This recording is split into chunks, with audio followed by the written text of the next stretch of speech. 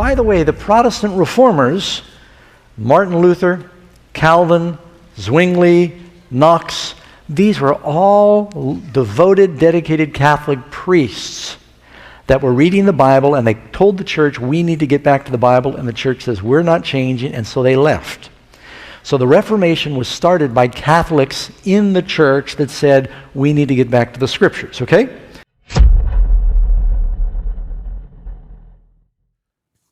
I did a video this morning. I was speaking about Loma Linda University uniting with Catholicism in a hope to learn from each other. So let me pull that up on the screen.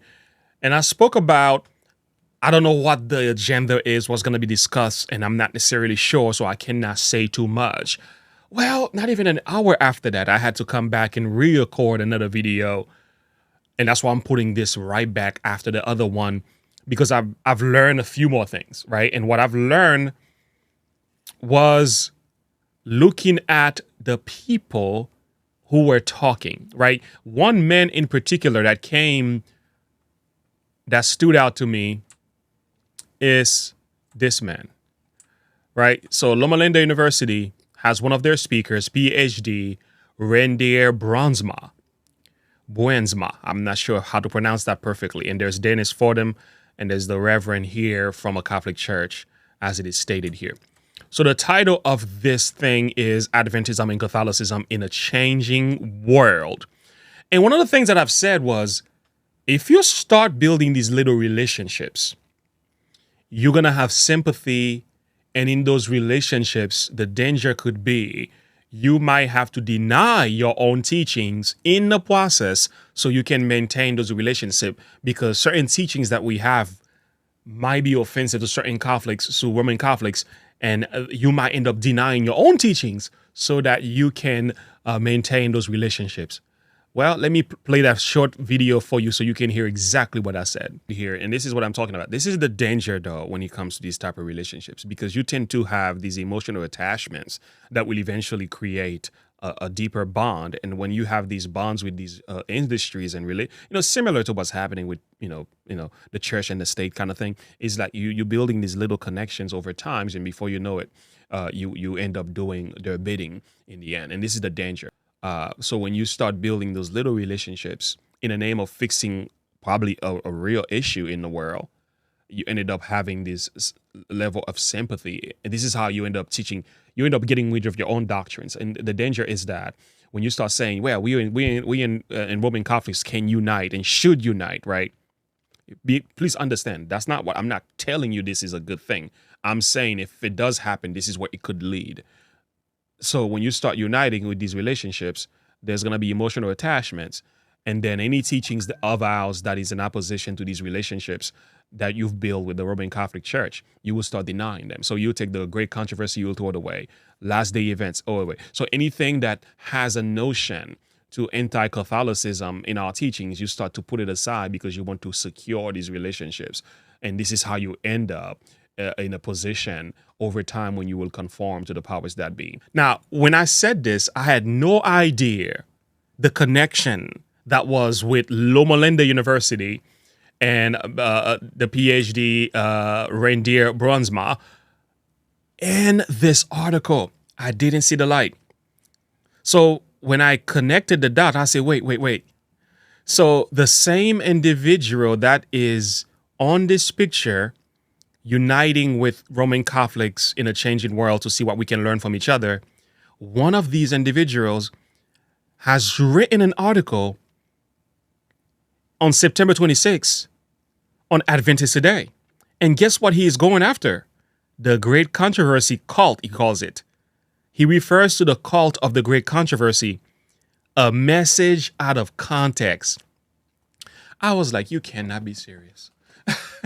It cannot be serious. I began to look into it. I didn't want to judge even the article too quickly. And I said, let me see what is going on here. So as I was digging, I remember the very same attitude. We heard this, right, from the former president, Neil C. Wilson, when he stated, although it is true that there was a period in the time of the Seventh-day Adventist Church when the denomination took a distinctive anti-Roman Catholic viewpoint, that attitude on the church part was nothing more than a manifestation of a widespread anti-popery among conservative Protestant denomination in early part of the century and the latter part of the last, which now has been consigned.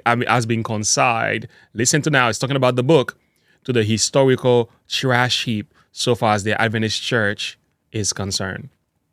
So this position we once held, according to the former president of the General Conference, Neil Wilson, that's a historical trash heap, man. We no longer hold this position. Why? Because, well, the Catholic Church has changed, right? Has it changed? Has it really changed? Now, we do understand the current president, Elder Ted Wilson, does not believe these views. He promotes the great controversy on his page. And by the way, the article we're going to look at today, he's going to address that, even speak about Elder Ted Wilson. Let me not waste your time, because we're going to get right into this thing. Now, first of all, let me lay some context for you. We are told in the Bible, there is a man named Balaam. He's mentioned in Revelation chapter 2, verse 14. He talks about him. He says, I have a few things against you, because thou hast there them that hold the doctrine of Balaam.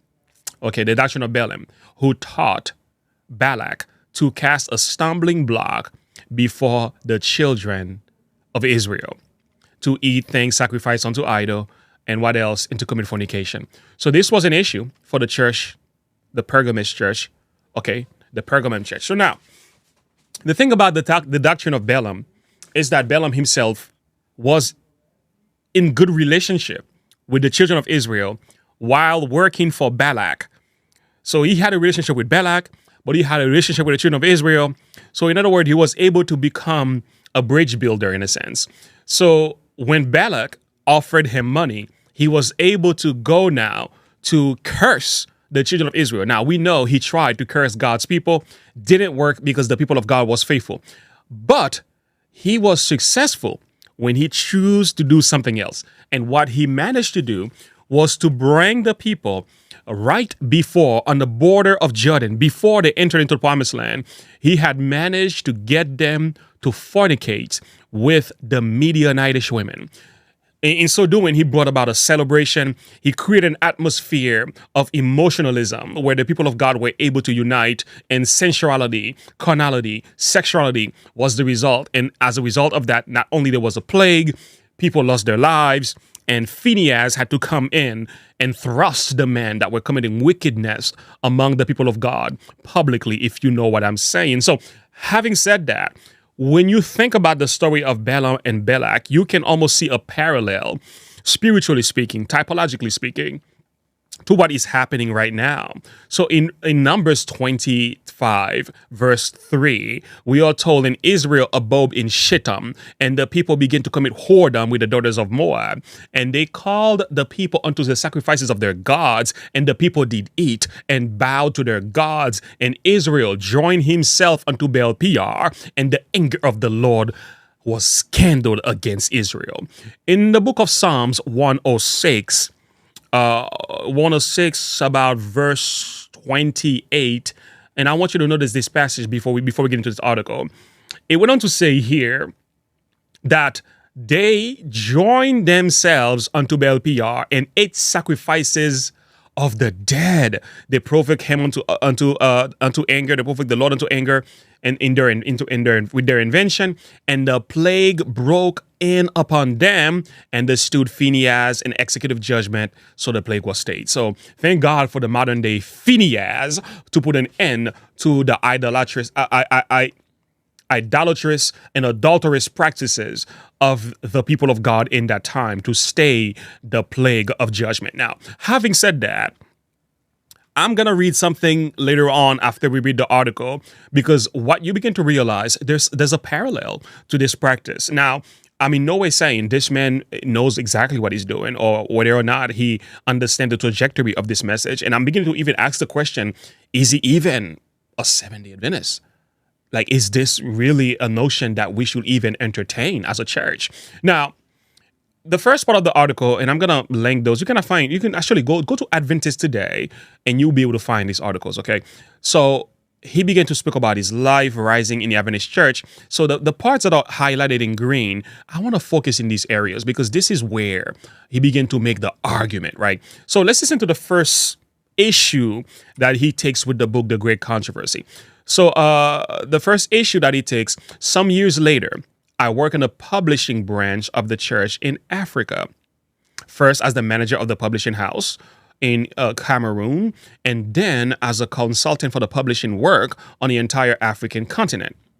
I notice, listen now, that many of the traditional colporteur books in Africa needed a drastic contextualization. In those days, most of the books were imported from Europe in either French, English, and Portuguese. So what was the issue? He went on to say, then I became especially uneasy about the Euro-centeredness of the Great Controversy. How useful was a description of the European Reformation of the 19th century religious scene in North America and for an African audience? Okay, where was Africa in the book, right? For that matter, where were also the other continents in Mrs. White narrative? Wow. Listen to that. It's almost like there is this concept of racism being highlighted here. Why didn't you mention these nations? Well, she didn't have to, right? She just worked within the context of what was happening prophetically and historically. Anyway, let's keep moving. Many African countries, Islam and what else is the prominent religion, or at least the religion of a significant part of the population. There is, however, not a single mention of Muslims in the book. For the nature religions that are such a major aspect of African life, whatever value the book might have, I conclude, listen now, it was not about a kind of controversy that the people in Africa could identify with. So now you have a foundation that the book is somewhat saying the African nations were neglected. You're almost getting this echo that the Great Controversy is a racist book, is exclusive of the African people. That's what they're saying. That is a serious attack. Now, he went on to speak a lot more. He's speaking about how the book is anti-Catholic rhetoric in a sense. It went on to say here in the article, the Great Controversy played a significant role, and to say that the book has sessions that are stridently anti-Catholic will be a profound understatement. Oh boy. As I focus on the role of this classic, Adventist classic, it became exceedingly clear to me that its anti-Catholic rhetoric can only be properly understood against his 19th century North America background. Anti-Catholic rhetoric. You know what's interesting? I did another research on some more. I did some more digging. There was another article that was written in December 22nd. Guess whose name is on that article also? On Spectrum magazine. Are we addicted to the Great Controversy? So this man has been attacking the book for a long time. So this is not a new thing. And the same argument is being proposed. There it is right there. The world has changed, right? You say, well, let's not forget that the Great Controversy was written in the 19th century and that describes a world that was vastly different from ours. It was a time when millions of Catholics and immigrants crossed the oceans to find a new future in the United States. Oh, boy. So we're getting a repetition of that message in this article posted by Adventists Today. And this is very concerning to me. Adventists in general, Ellen White in particular, were certainly not the most aggressive anti-Catholic voices of that time.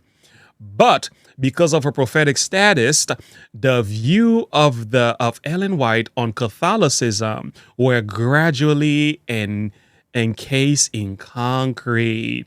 So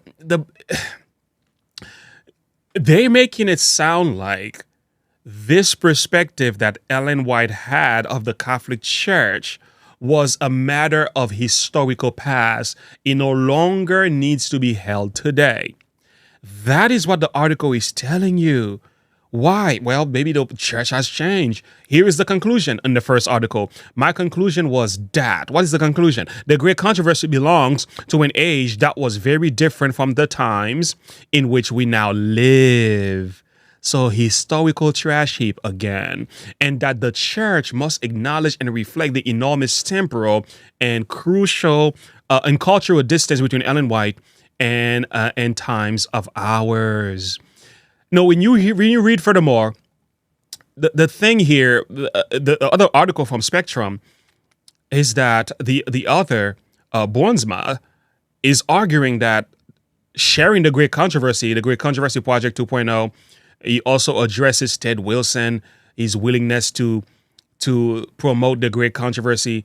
He says that's not a good plan.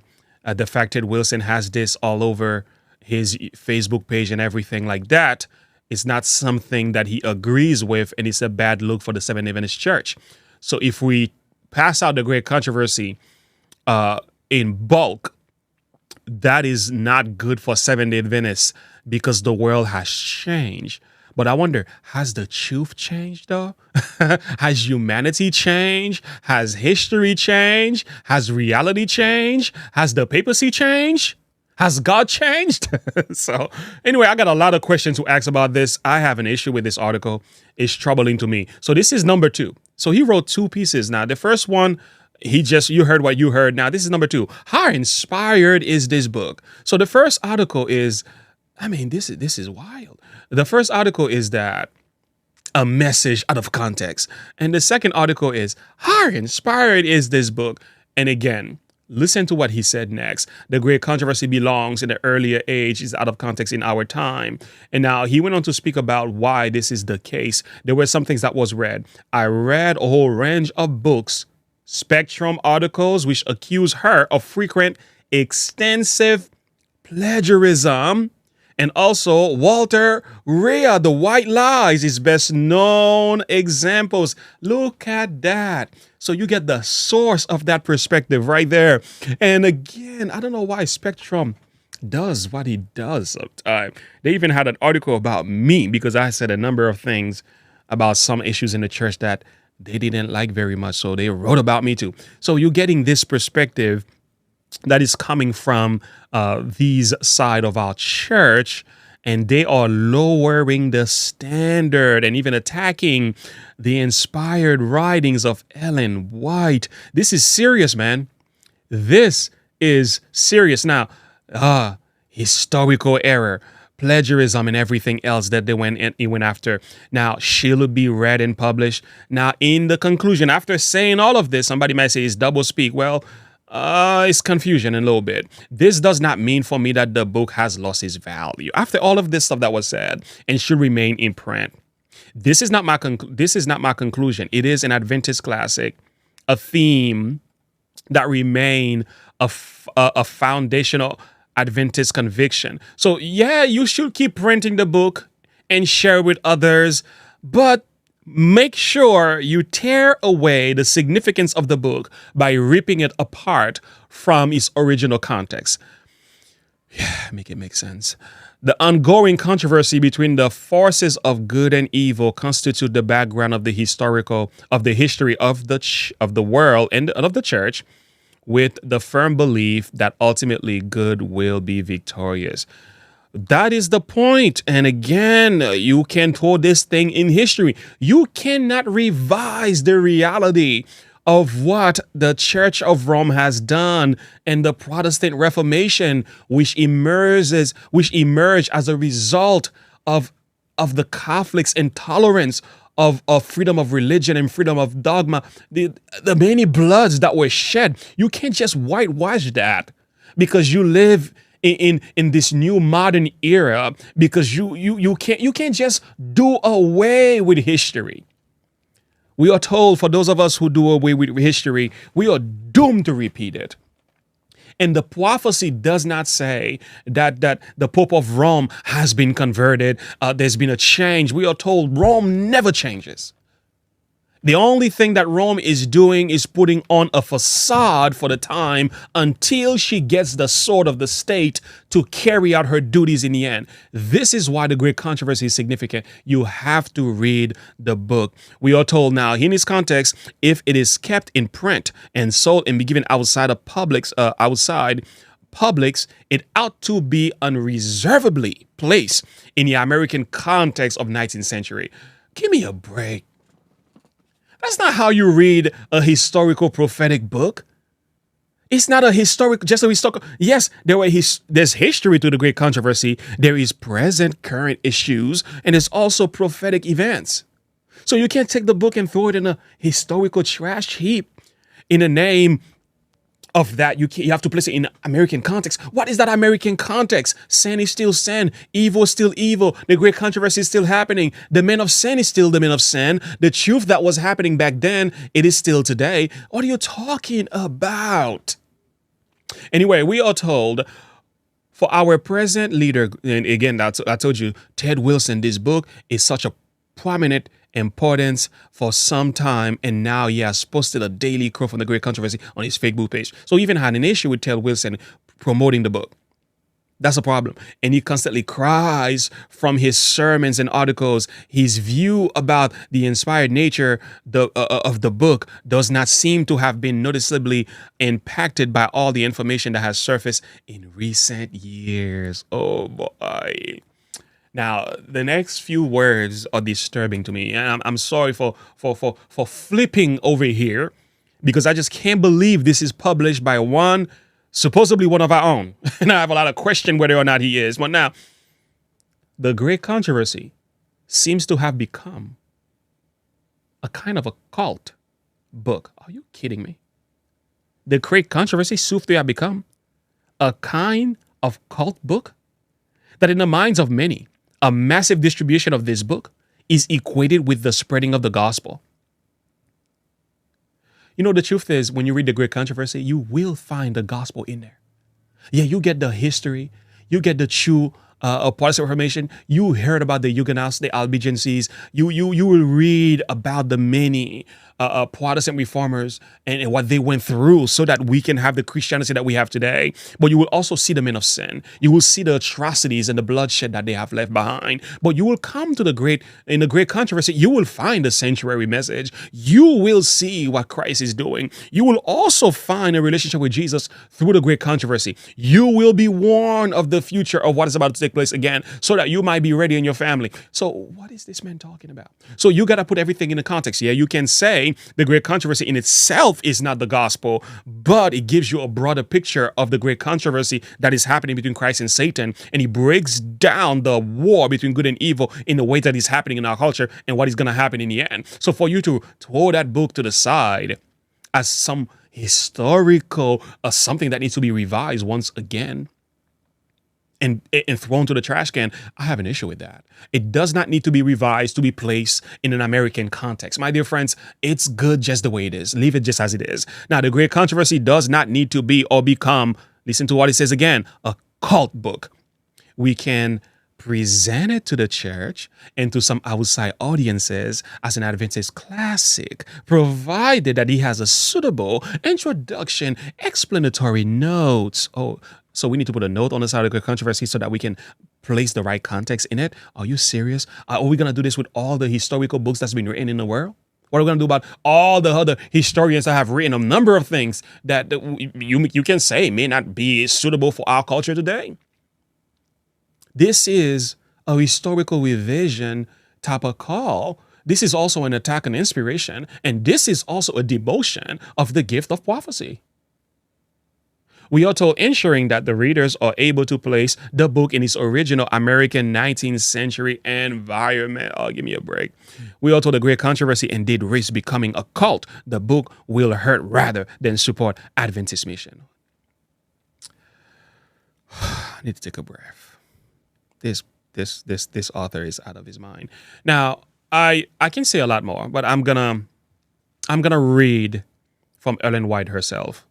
This guy's crazy. Anyway, we are told, okay, so I'm reading here from Colporteur Ministry, okay, page 128. The Lord has set before me matters which are of urgent importance for the present time, which reach into the future.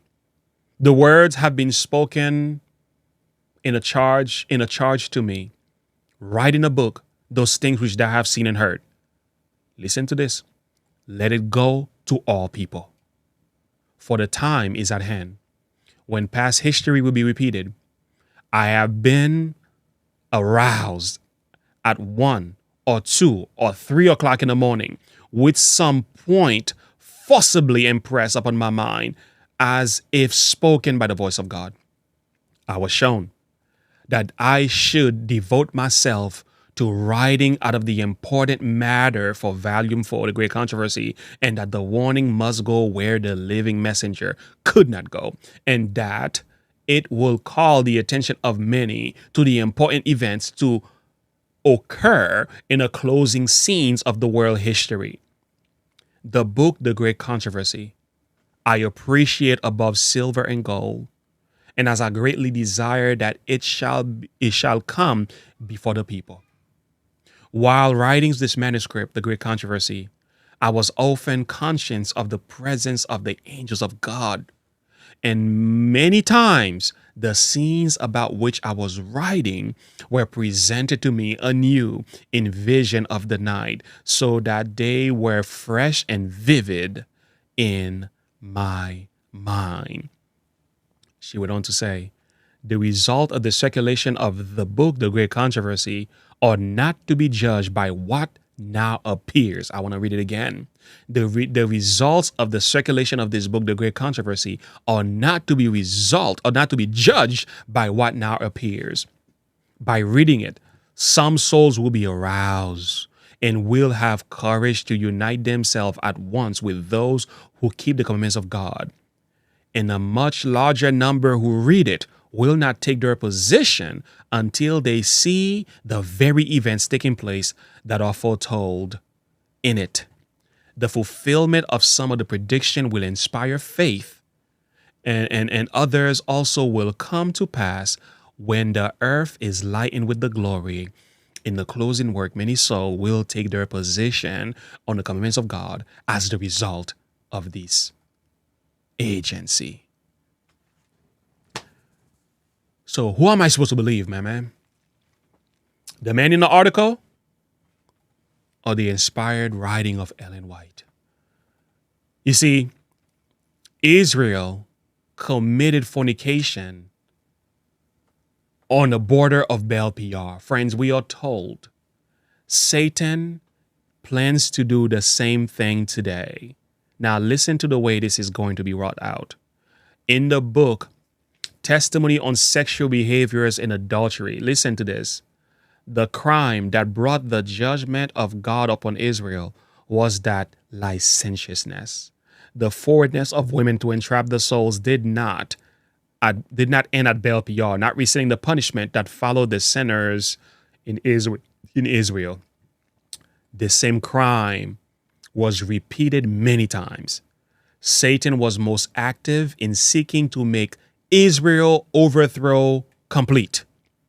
Balak, by the advice of Balaam, laid the snare. Israel would have bravely met their enemy in battle and resisted them and come off conquerors. But when the women invited their attention and sought their company and beguiled them by their charms, they did not resist temptation. They were invited to idolatrous feast. And listen, and their indulgence in wine further beclouded their day's mind. And she went on to make the application.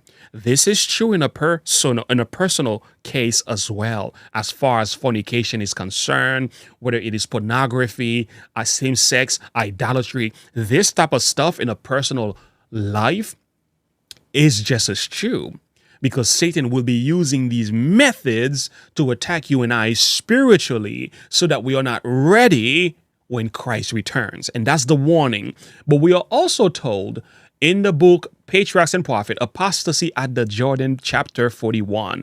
I want to read this passage here. So in page 453, paragraph 3, in the middle part of that paragraph, we are told, as we approach the close of time, as the people of God stand up upon the borders of the heavenly Canaan, Satan will, as of old, redouble his efforts to prevent them from entering the godly land.